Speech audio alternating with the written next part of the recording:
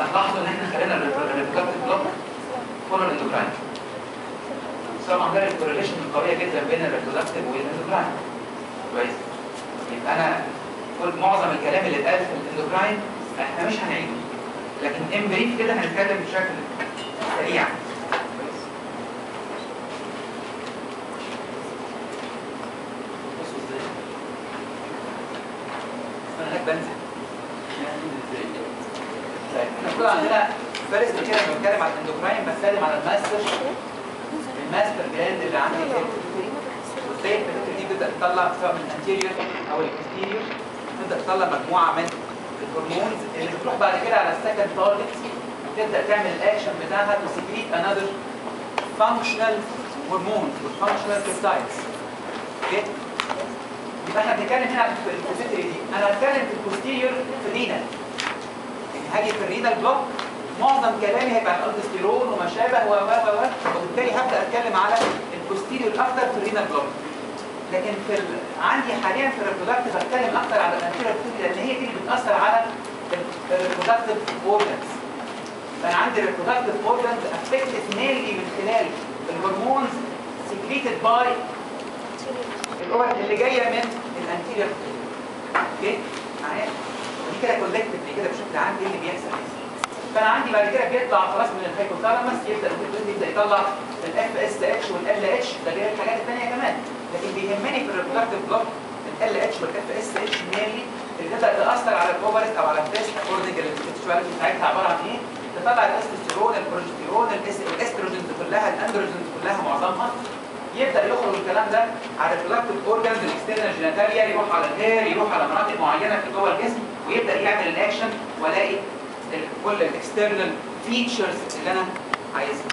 اوكي؟ طبعا مش بس كده، ده انا عندي كمان الادرينال كورتكس بيتاثر بالانتيريور بيتوتري سكريشنز وبتطلع لي هي كمان جزء من الاندروجين والاستروجينز. ودي حاجه مهمه. بنلاقي بعض الفيميلز في مراحل معينه بيلاقي هيرشيتيزم بتلاقي عندها هير كتير في مناطق مختلفه من جسمها. ممكن من خلال ان احنا نعمل بعض البايوكيميكال انفستيجيشنز نلاقي عندها كميه عاليه شويه من الاندروجينز ممكن ما تبقاش جايه من الاوفري. زي ما نتكلم في الانفيرتيليتي على البوليسيستيك اوفرين سندروم. بتكلم عليه لان هو جاي الاندروجينز في الحاله دي من الاوفري. لكن ممكن ما يبقاش من الاوفري.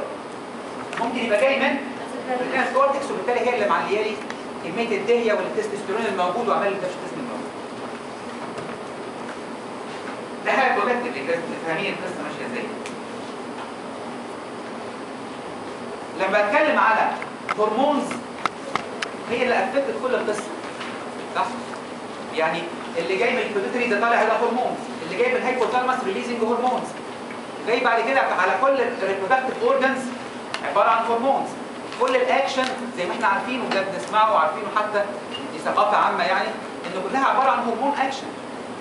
لما بتكلم على هرمون اكشن في الحقيقه كل الستيرويد هرمونز جزء كبير منها عباره عن الريبرودكتيف او السكس هرمونز. فالسكس هرمونز كستراكشر عشان ابقى عارف هي دي ايه الاستراكشر بتاعها بتكلم على ستيرويد هرمونز. الستيرويد هرمونز اللي بتتصنع جوه الخلايا اللي في الريبرودكشن دي هتكلم عن تصنيعها كبايوكيمستري. يبقى البايوكيمستري لازم يتكلم على جوه الخليه ازاي الستيرويد هرمونز بتتصنع. بتيجي منين؟ ايه السورس بتاعها؟ وبالتالي يحصل ديفشنسي امتى؟ يحصل مال بايوسينثيز امتى؟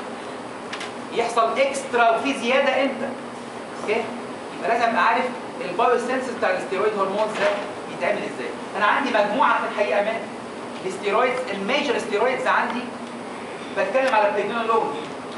لاحظوا ان انا كاتب جنبها كلها نمبر اوف كاربونز. لان هو الاختلاف بين الستيرويد هرمونز دي في النمبر اوف كاربونز. الاستراكشر اتغير يبقى المركب اتغير.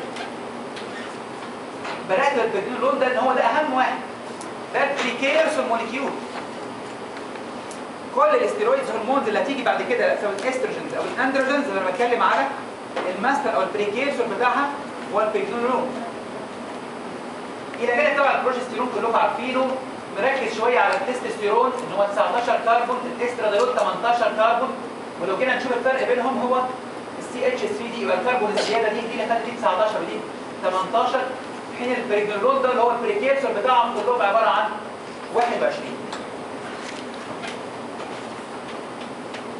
هو ايه الفروق يعني الاف اس اتش والال اتش يخلي هنا سبرماتوجينيسيس ويخلي هنا دومينانس فوليك. ايه الفروق؟ يعني ليه ده مشي في سكه وده مشي في سكه برغم ان هو نفس الهرمون او نفس الريليزنج هرمون؟ مظبوط؟ ايه الفروق؟ الفروق الاتي، اول حاجه الريسبتور اللي موجود على الخليه اللي بيستقبل ال اتش او الاف اس اتش.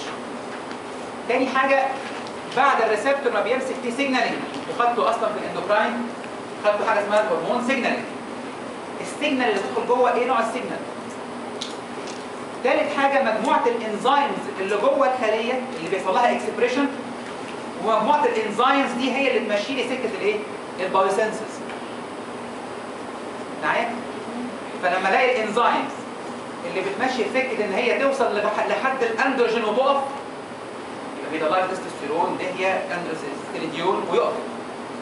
لو لقى الانزيم بتاع الاروماتيز اللي هتكمل الاروماتيز دي يشتغل عليها ويكمل لي يديني استروجين، يبقى هو ده الفروق. اوكي؟ ازاي بيطلع هنا استروجين وازاي بيطلع هنا اندروجين. انا طبعا مش هقدر اتكلم يعني كل التفاصيل اللي بقى 7 ساعات، لكن بس نفهم مع بعض. وبالتالي بص هنا الاف اس اتش مثلا في الفيميل، بص هنا بيتكلم مينلي على الدومينانس بتاع الفوليكل. انهي هيك بالظبط اللي هيحصل لها دومينانت، يبدا يحصل لها ماتيوريشن وتطلع في الاخر السكندري اوسايت ويبدا يتكون الكوربس لوتيوم ونكمل القصه بتاعت المنسترويشن او البريجنسي.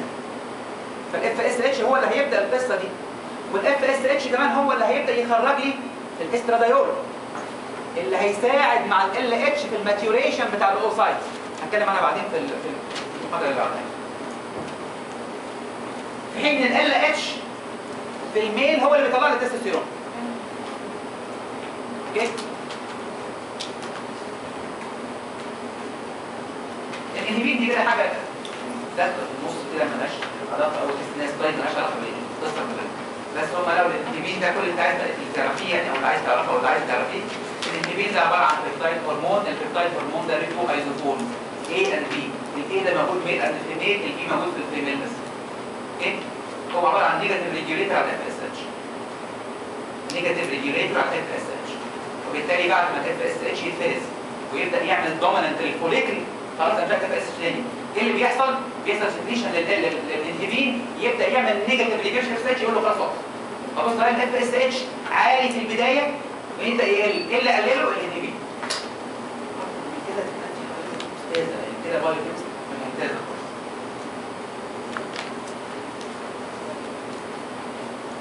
عشان نبدا نتكلم على البايوسنسز وازاي بقى الاستيرويدز دي والسكس هرمونز دي تصنع تعمل الاكشن بتاعها، يبقى لازم اتكلم على البريكيرسور. كويس؟ ايه البريكيرسور عندي؟ البريكيرسور كوليسترول. انا قلت استيرويدز، واحنا قلنا قبل كده، ما احنا فاكرين لما كنا بنتكلم على الكوليسترول بقى والفاونديشن ايام الاكسوس كده واحنا بنتكلم في اول السنه، وقعدنا نتكلم على الليبيد ميتابوليزم، وبعدين اتكلمنا على الكوليسترول وقلنا الكوليسترول ده مش زي ما احنا فاهمين، الكوليسترول ده منظار اي حاجه، مش عايزين كوليسترول. صح، اكسترا وحش، اكسترا وحش.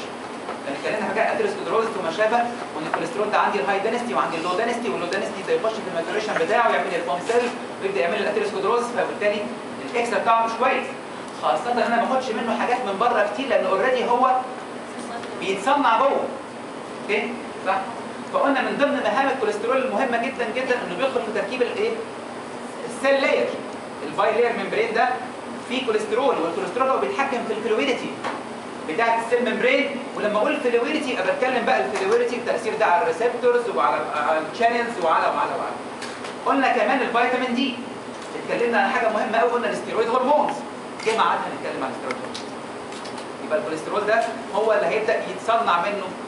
لكن هل كل موليكيول من الكوليسترول بيتصنع جوه الخليه يطلع منه في الاخر ستيرويد هرمون؟ يبقى هو بريكيرسور لكن مش هو الماستر موليكيول. طالما ان مش كل كوليسترول يديني ستيرويد، يبقى مش هو ده الماستر موليكيول، مش هو ده الكي موليكيول ان ستيرويد بايوسنسز. يبقى لازم الكوليسترول هيدي حاجه وبعدين الحاجه دي تبقى هي الماستر بالنسبه للستيرويدز. عشان كده فاكرين في كل باثوي كنا نتكلم اللي عندنا حاجه اسمها الكي انزيم، ونتكلم على ريت ليميتنج انزيم. الريت ليميتنج انزيم مش دايما هو اول انزيم في الباثواي، صح؟ ساعات بيبقى الايه اللي في النص، يعني بنتكلم مثلا عن الفوسفاتوكاينيز، ده جاي بعد ما الهكسوكاينيز اشتغل او الجلوكاينيز اشتغل، مظبوط؟ يبقى انا عندي مراحل لحد ما اوصل. برضه هنا نفس القصه، الكوليسترول هو الرئيسي، هو البريكيرسور، لكن مش معنى كده ان كل كوليسترول هيصنع ستيرويدز. هو الكوليسترول موجود من اول البيبيز كده، لكن كل بعد كده الريبرودكتيف اورجنز تحت مرحله معينه برغم وجود الكوليسترول. الكوليسترول هيبدا يديني مجموعه من، في الحقيقه مجموعه من الستيرويدز زي ما اتفقنا كده، 21 كربون او 19 كربون او 18 كربون مع اختلاف اسمائها المختلفه، لكن المهم عندي ان الكوليسترول هو اللي هيديني البريجنولون 21 كربون. الكوليسترول كام؟ 27. البريجنولون كام؟ يبقى انا عندي رينج من 6 كربون اتشالت. مجرد الرينج دي ما يحصل لها كليفج الكوليسترول يتحول الى البريجنولون، في الحاله دي انا دخلت في سكه التصنيع بتاع الستيرويدز. اوكي؟ وبالتالي بتكلم على الماستر موليكيول بتاعي هو البريجنولون. لما اتكلم على الريت ليميتنج ستيب يبقى هو الكونفرجن اوف كوليسترول تو بريجنولون. يبقى البرودكشن بتاع البريجنولون مش الكوليسترول. ما انا ممكن اعمل كوليسترول واصنع بايل اسيد، ممكن اعمل كوليسترول واصنع فيتامين دي، صح؟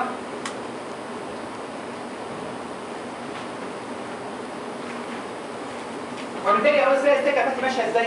الكوليسترول الريت ليميتنج انزيم يديني البريجنولون اللي يبدا يمشي في سكه اما ان هو يصنع بروجستيرون ومنه ادخل على بقيه المينرال كورتيكويد ودي قصه مغلقه بالرينال اكتر، او اني اكمل البروجستيرون ده واطلع لحد ما اوصل للاندروجين والاستروجين، اما من خلال البروجستيرون هيدروكسي بروجستيرون اندروستينيديول يديني اندروجين او يديني استروجين، استروجين بالاروماتيز او اندروجين بالكيتوريدكتيز، او من خلال الباثواي بتاعت الدهيه. كويس؟ والدهيه دي نوت داي. اوكي؟ دي هيدرو وليس داي هيدرو، عشان افرق بين الدي اتش تي الداي هيدروتستيرون والدهيه دي هيدرو.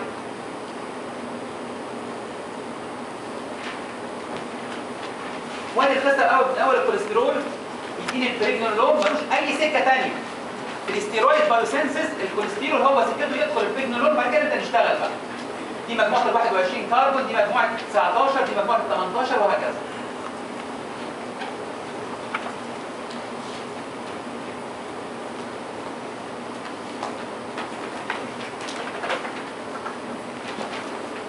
في الادرينال برضه نفس القصه، احنا قلنا ان الادرينال وان كان المين باثواي بتاعها الفانكشن الاساسيه بالنسبه للادرينال المضله ان هي تطلع لي مجموعه الكورتيزول والكورتيكوستيرويدز وما شابه.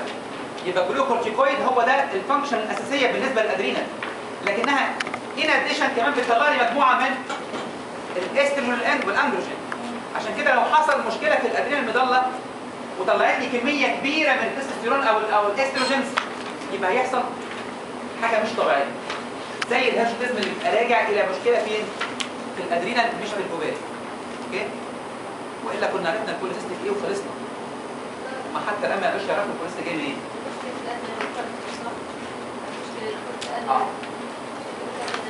بس مش دايما. مش دايما. برضه بقى ارجع بقى لمشكله السن ومشكله هل المشكله فيه اصلا في المنس ولا مش مشكله في المنسس، عشان نبدا نعرف هو ده الاكسترا الموجود اوريدي من الاندروجينز نتيجه الادرينال المضله ولا نتيجه فيه مشكله في الاوفري. لان هم لقوا ان كميه الدهيه والتستوستيرون الموجوده في البوليسيستيك اللي هنتكلم عنها في اخر المحاضره ان شاء الله جايه من الاوفري مش جايه من الادرينال، وبالتالي الهيرشوتيزم بحاجه اسوشيتد. اوكي؟ ولما بيعالجوا البوليسيستيك وتبقى اوريدي ما شاء الله بريجننت وزي الفل، مش معنى كده تعالج الهيرشوتيزم. هنتكلم عنها دي مساله كومبلكس. نتكلم على الريجوليشن بتاعت منتهى البساطه، ما بنتكلمش جوه كتير قوي، مش هنركز غير ان احنا عندنا حاجه اسمها السيتوكروم، والسيتوكروم ده نوع من انواع كاتيجوري من الانزيمز زي مجموعه الكاينيزز، صح؟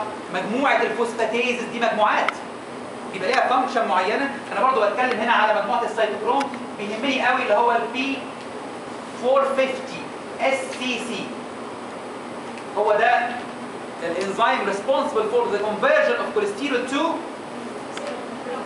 البريجنولون عشان ابدا ادخل في قصه الستيرويد بايوسينثيسيس. ماشي اوكي؟ ودي اللي هو السايد تشين كليفج. سايد تشين كليفج يعني الكليفج بتاع السايد تشين اللي هي 6 كربون عشان يحول لي 27 ويبقى لي 21 اللي هو البريجنولون. المساله دي ريجوليتد اكتر من خلال بالنسبه لاسم الهرمون في الفيجر مكتوب غلط، مكتوب دبل اس سي. بالظبط كده. الجزء الثاني اللي بيهمني في القصه دي الاكتيفيتي. الريجوليشن بتاع الانزيم ده بيتم ازاي؟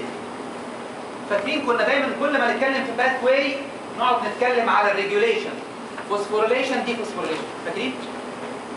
كل باث واي خطوات الفاونديشن ايام الخصوص برضه كنا بنتكلم في القصه دي ايام الفراعنه. نقول ايه؟ دي فوسفوريليشن فوسفوريليشن، دي فوسفوريليشن فوسفوريليشن. طب هل يا ترى برضه الانزيم ده عندي هو كمان بيحتاج القصه دي؟ هو كمان برضه بيعتمد على السايكليك ام بي كي اي انزيم. يعني ده هيعمل له اكتيفيشن، في الحقيقه مش بيعمل له اكتيفيشن. هنا مش بتكلم على فوسفوريليشن دي فوسفوريليشن عشان تبدا تاكتف انزيم موجود، لا. هي الفكره كلها ان في ريجولاتوري اليمنت في الاكسبريشن بتاع الانزيم، يبقى هو هيزود لي الاكسبريشن. اوكي؟ هديها بي كي اي والسايكليك ام بي هيزود لي الايه؟ الانزيم. يعني انا لازم الانزيم ده يبقى اكتف وموجود، هيدخل لي ستيرويد بايوسينثيسيس، هيبدا ياخد الكوليسترول الموجود ويحوله لبريجنولون. الانزيم ده مش موجود، هيفضل الكوليسترول جوه الخليه كوليسترول، يعمل اي حاجه ثانيه لكن مش هيعمل ستيرويدز. عشان يعمل ستيرويدز ده يبقى موجود. ده موجود ازاي؟ يحصل له اكسبريشن. اي بروتين في الخليه، اي انزيم لازم يحصل له اكسبريشن. الدي ان ايه يتحول ار ان ايه، ميسنجر ار ان ايه، اكسونز وانترونز، سبلايسنج، يبدا مش خدتوا القصه دي سنه اولى؟ يعني فبالتالي الاكسبريشن ده بيزيد بايه؟ بالسايكليك ام بي كي اي. ده هيقول لنا الميكانيزم ازاي، يعني زي ما كانت استاذ زمان كده من شويه. ازاي؟ السايكليك ام بي والبي كي اي انزيم خدناهم لما كنا بنتكلم في الجلوكاجون، فاكرين؟ والابينفرين. واتكلمنا ان الجلوكاجون والابينفرين هما الاثنين بيشتغلوا من خلال السايكليك ام بي ميكانيزم. يمسك على الريسبتور، يعمل كونفورميشنال تشينج، يشجع الادرينال سايكليز، يزود ال اي تي بي كونفرجن بتاعي عشان يديني سايكليك ام بي. السايكليك ام بي اكتف مجموعه اسمها البي كي اي. البي كي اي تروح مأكتفه مجموعات من الانزيمز الموجوده. الانزيمز دي ممكن بعد ما تتاكتف او تتفسفر ممكن تبقى اكتيفيتد اور دي اكتيفيتد اكوردنجلي. نفس القصه هنا، هيدخل السايكليك ام بي الموجود والبي كي اي تعمل فسفره للاستريز انزيم. الاستريز انزيم يشتغل على الكوليسترول استر اللي متخزن جوه الخليه. احنا قلنا قبل كده لما الكوليسترول بيدخل جوه الخليه ما ينفعش يفضل فري كوليسترول، يبقى موجود في هيئه الكوليسترول استر. الفسفره تشجع الاستريز تكسر الكوليسترول استر وبالتالي تخلي الكوليسترول فري.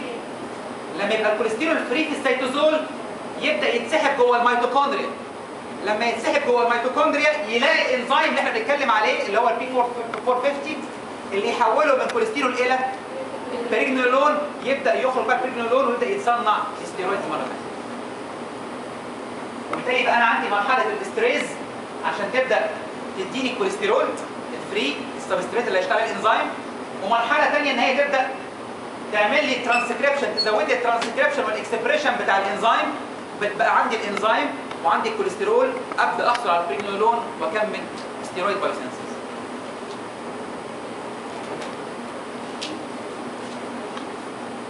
في كلام بقى يعني شويه زياده كده مش مشكله قوي، مش مشكله قوي.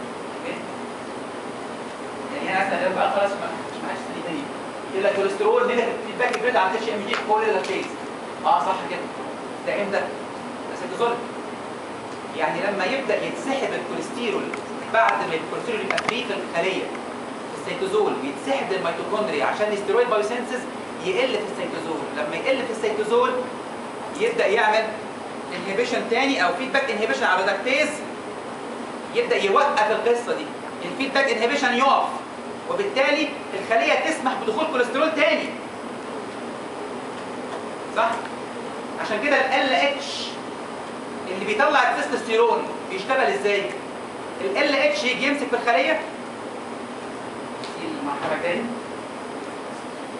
ده بشكل عام كده ايه اللي بيحصل بالظبط لما نتكلم مثلا هرمون يجي يمسك هنا ادامات سايكليز يبدا يعمل سايكليك AMP ياكتف الPKA، الPKA تعمل فوسفوريليشن، الفوسفوريليشن هنا من خلال الدروبلتس اللي داخله الكوليسترول، الكوليسترول ده من الكوليسترول استر، خلاص هنا السايكليك AMP والفوسفوريليشن يبدا يحول لي الكوليسترول استر ده الى كوليسترول، الكوليسترول يدخل جوه الميتوكوندريا يكون لي البريجنولون، لان الفوسفوريليشن هنا هيزود لي الانزيمات اللي هي الP450، الP450 تشتغل على الكوليسترول تحوله البريجنولون يخرج بره يعمل ستيرويد بايسنسز. معايا؟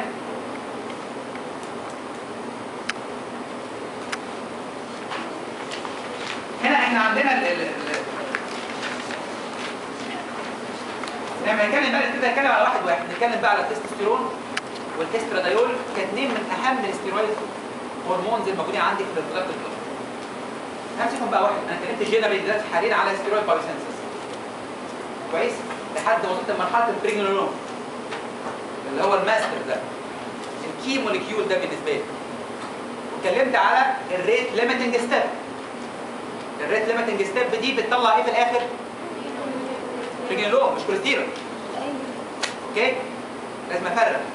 الريت ليميتنج ستيب هي المعنيه بالبرودكشن اوف بريجنولون من الكوليسترول وبتتم فين؟ في الميتوكوندريا.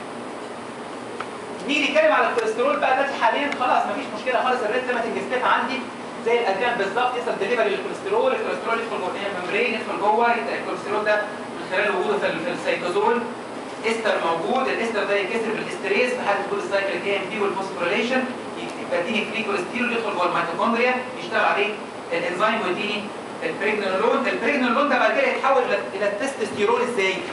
عندي تو باثويز زي ما قلنا في اول سلايد، اما باثوي من خلال البروجستيرون او من خلال الدهيه. اوكي؟ البريجنولون ده اما يتحول الى بروجستيرون ومن بروجستيرون يمشي في سكه تكوين التستوستيرون، او ان يبدا يتحول الى الدهيه ومن الدهيه الى التستوستيرون. الباثوي الميجور او الدومينانت الموجوده في التست هي الدهيه بتاعت ايه؟ من خلال الدهيه الى التستوستيرون. دي الميجور باثوي الموجوده. الباثوي دي في الحقيقه عباره عن زي ما كنا بنتكلم لو فاكرين زمان قلنا الPDH الPDC كومبلكس، فاكرينه؟ كان عندي حاجه اسمها الPDC كومبلكس، البيروفيت ديهيدروجينيز كومبلكس بيتكون من 3 انزيم و5 كو، فاكرين؟ برضو انا عندي من غير ما ادخل في التفاصيل ولا الاسماء ولا تحفظوا الاسماء. اوكي؟ ابقى بس عارف ان انا الانزيمات اللي اوريدي الموجوده عندي اللي هتكون لي التستوستيرون دول عندي تو ميجر باثواي. الباثواي الدومينانت الموجوده في التست هي بتاعه الدهيه، وبيتكون عندي من كومبلكس بيتكون من 3 انزيم 3 بروتين كومبلكسز، عباره عن 5 انزيم موجودين في 3 بروتين كومبلكسز الاساسيين دول. اوكي؟ مجموعه الايه؟ اللي انتم شايفينها الازرق الموجود ده هنا كده. في مجموعات يعني مجموعات كومبلكس يعني ايه؟ يعني فيها اكتر من انزيم واكتر من كو انزيم مش انزيم.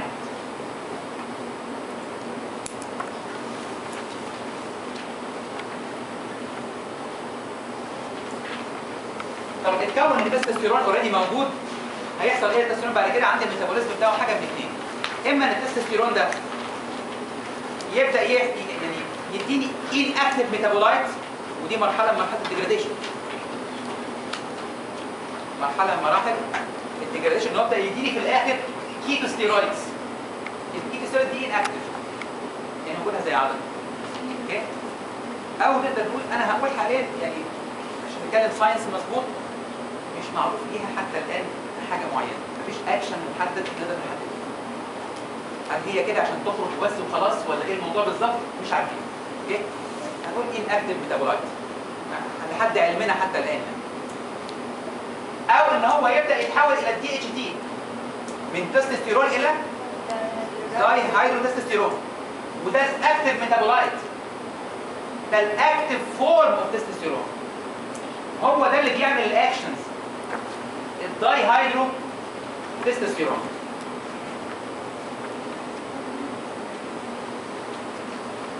الدايهيدروتستوستيرون ده اللي هو الاكتيف فورم، لازم ابقى عارف ان هو ده الاكتيف فورم للتستوستيرون، ابقى عارفها كويس قوي.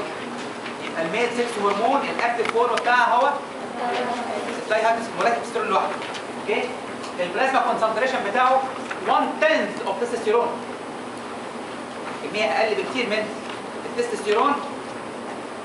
عشان يبدا يتحول التستوستيرون الى داي هيدروتستوستيرون بيحتاج ما يسمى بال5 الفا ريدكتيز انزيم.